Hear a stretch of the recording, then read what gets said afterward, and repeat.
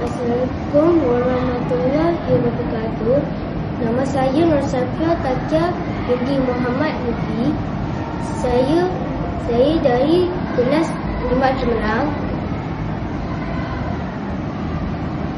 Hari ini tajuk cerita ini adalah Bumi Sains. Kisah ini ditulis oleh Karen Quake dan Katie Wong. Kisah ini adalah tentang segala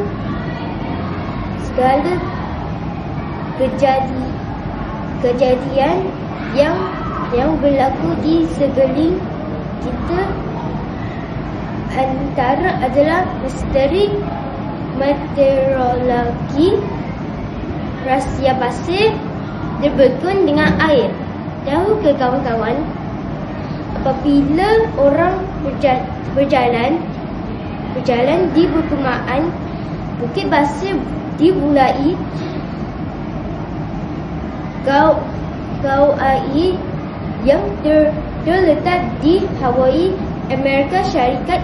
Pasir itu mengeluarkan bunyi yang menyerupai anjing menyala. Terima kasih.